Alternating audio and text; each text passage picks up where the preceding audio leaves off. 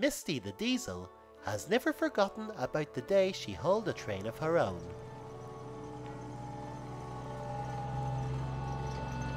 Her journey came to an unexpected stop due to an unfortunate accident. Since that very day, she has no desire to leave Colony and is most confident shunting the other engine's trains. Early one morning, James Clifford soothed with pleasure as the heat from his warm fire spread through his boiler. He couldn't help but notice that Misty had not yet departed the yards. Get a move on. My train departs at 9 o'clock. Her driver had only entered her cab. She was nearly ready to go, but was not prepared to depart in silence. I've never been late shunting your trains. At Carlowley station, James Clifford coupled to his coaches. It was a beautiful morning. The bright sun cast beautiful rays across the land. Everyone was upbeat and ready to start their day. As soon as the passengers boarded, James Clifford departed the station.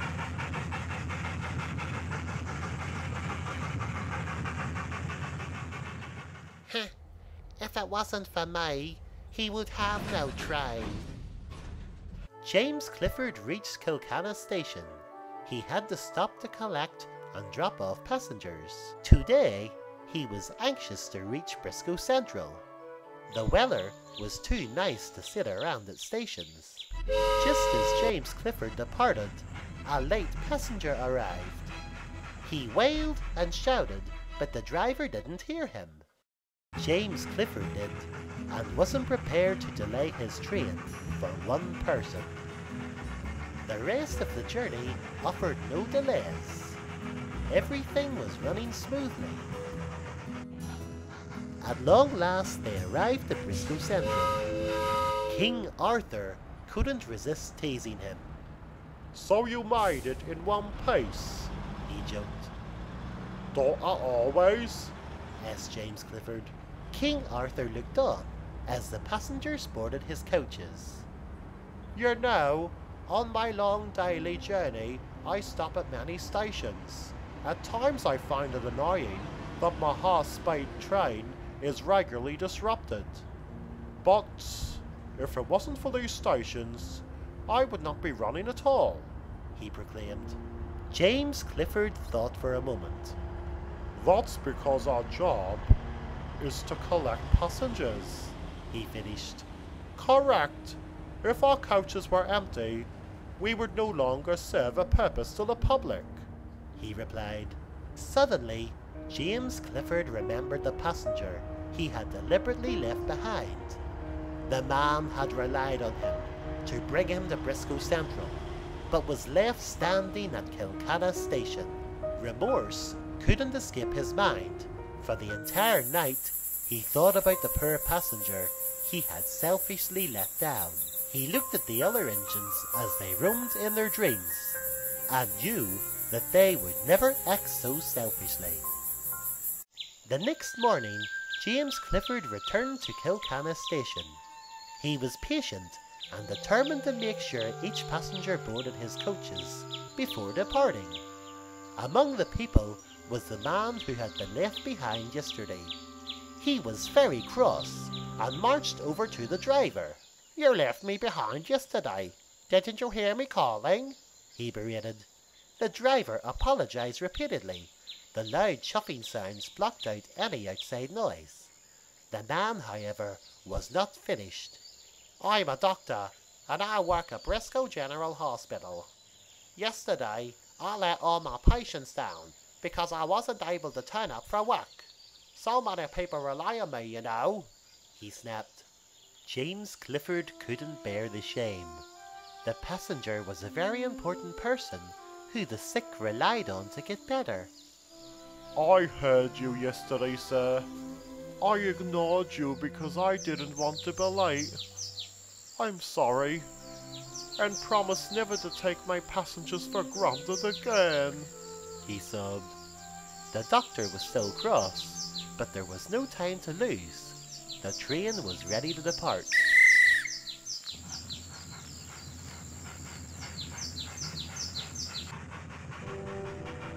Unfortunately, today's troubles had only begun. A couple suddenly stopped, and the second coach was left abandoned. James Clifford and his driver had no idea and continued on their journey. The passengers were bemused and didn't understand why they had suddenly stopped. The guard went outside to see what was wrong and was shocked to discover that their coach had been left behind. Acting fast, he ordered all the passengers outside and then informed the signalman of what had happened. With the coach stranded on the line, all engines had to halt to avoid an accident. Unfortunately, the doctor was among those stranded and was more cross than yesterday. "I have used this service for years, with no delays, and now 2 hiccups in a row." Misty was shunting in the yard when Lord Starkey came to see her. "One of the Red Highlands coaches broke free from the train.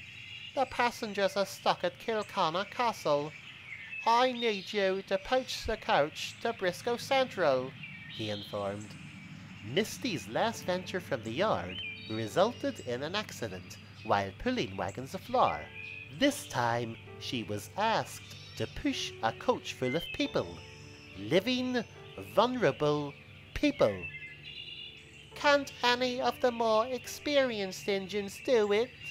she asked gloomily. "Certainly not. Peggy and Gunter are currently halted with their trains. The entire railway needs you. You cannot let one accident overshadow who you are. You have wheels and run on rails, so go and move the coach that blocks the line," he ordered with encouragement. With Lord Starkey's faith in her, Misty felt more confident and set off for the rescue straight away. James Clifford arrived at Briscoe Central. As he waited for the passengers to exchange, there was a sudden commotion on the platform. "One of the coaches is missing!"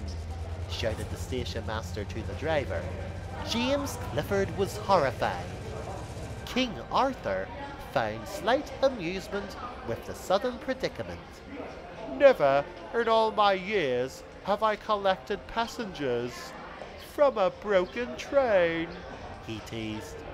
James Clifford was too embarrassed to think of a response, so remained silent. Meanwhile, the station master quickly contacted Colony office and returned with some news. "I have just spoken to Lord Starkey. The missing coach has been located and currently on its way to the station. I have informed the signalman on the main line that King Arthur's train will be delayed," he informed. King Arthur was furious.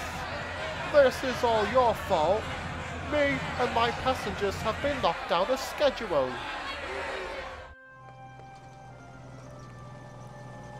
Misty raced down the line.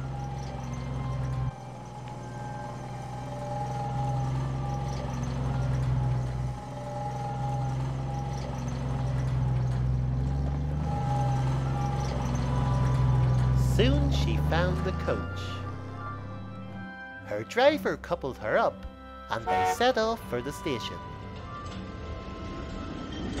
The passengers were delighted that the coach was moving again. Misty was gentle and stayed brave during the journey.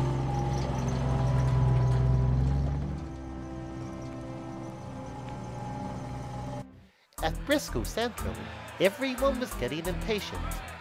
The day couldn't have been any worse for James Clifford, but suddenly he realized something.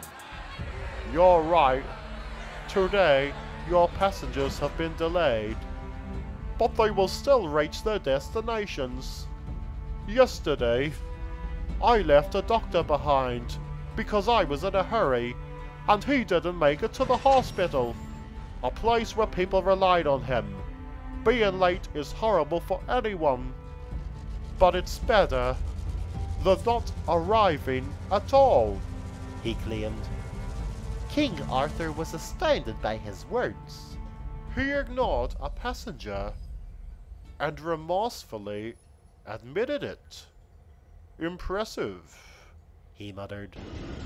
Before long, Misty arrived. The passengers were relieved that they didn't have to wait for another train, so boarded at once.